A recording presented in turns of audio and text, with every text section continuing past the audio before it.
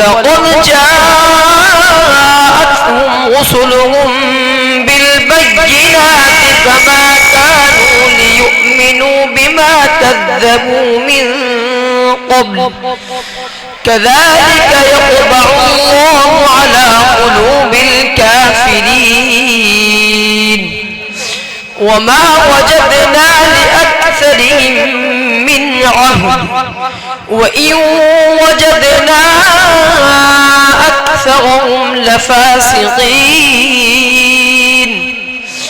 ثم بعثنا من بعدهم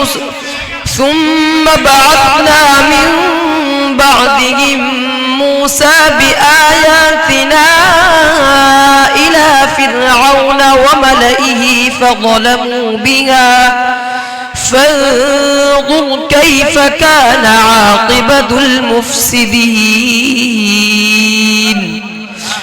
وقال موسى يا فرعون إني رسول من رب العالمين حقيق على ألا أقول على الله إلا الحق قد جئتكم ببينة من ربكم فأرسل معي بني إسرائيل قال إن كنت جئت بآية فأت بها إن كنت من الصادقين فألقى عصاه فإذا هي ثعبان مبين ونزع يده فإذا هي بيضاء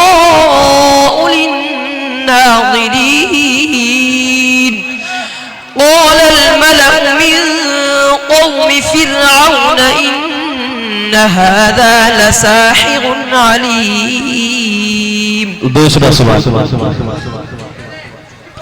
ويعبدون من دون الله ما لم ينزل به سلطانا وما ليس لهم به علم وما للظالمين من نصير. أعوذ بالله من الشيطان الرجيم.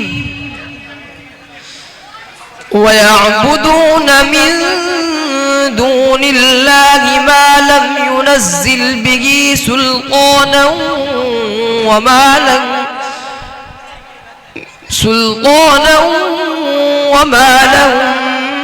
به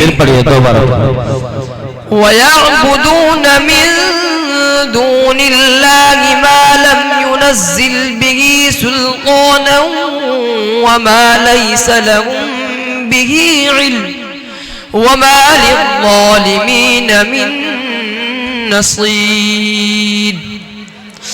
وإذا تتلى عليهم آياتنا بينات تعرف في وجوه الذين كفروا المنكر يكادون يسطون بالذين يتلون عليهم آياتنا قل أفأنبئكم بشر من ذلكم النار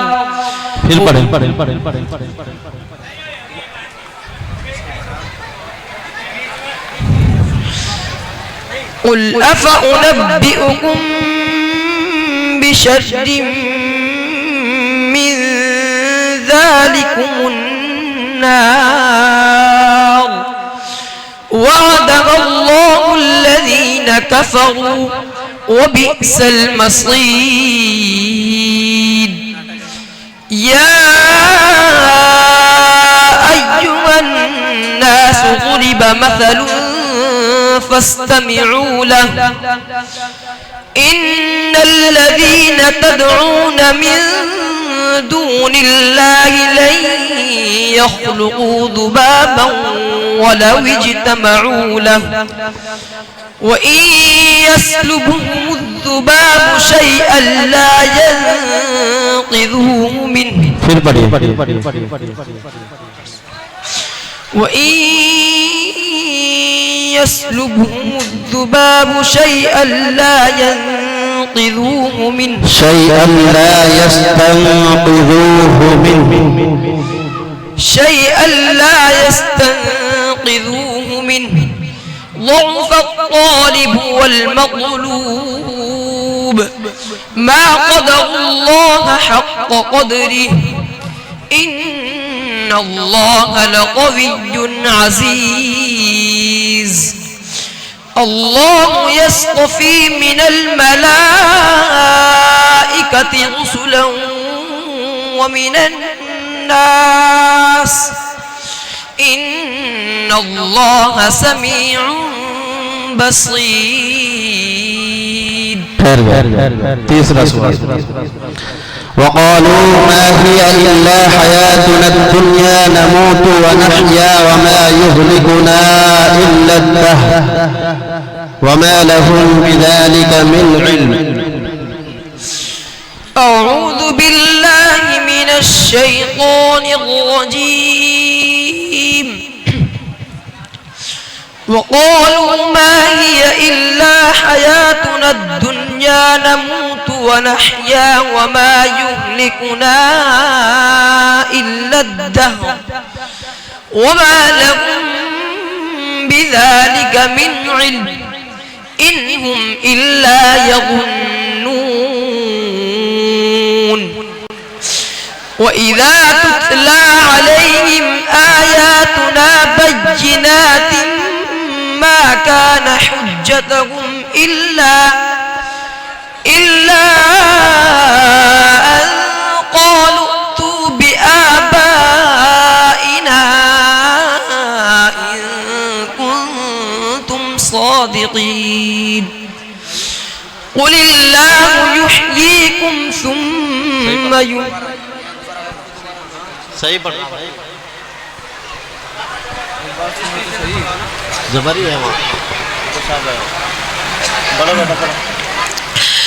قل الله يحييكم ثم يميتكم ثم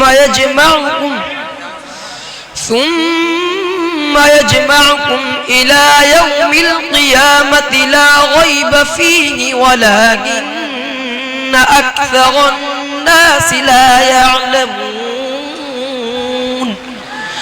ولله ملك السماوات والأرض ويوم تقوم الساعة يومئذ يخسر المبطلون. وترى كل أمة جاثية كل أمة تدعى إلى كتابها اليوم تجزون ما كنتم تعملون.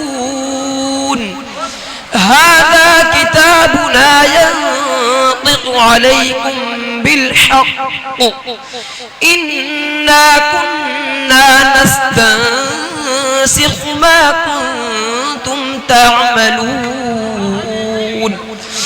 فأما الذين آمنوا وعملوا الصالحات فيدخلهم ربهم في رحمته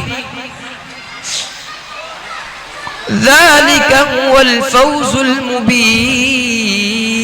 بس فيدخلهم ربهم ميم ساكن کا کون سا قاعدہ ہوگا؟ فيدخلهم ربهم اظہار شفوی ہوگا. میم کا مخرج بیان کیجئے. میم کا مخرج دونوں ہونٹوں کی خشکی کا حصہ.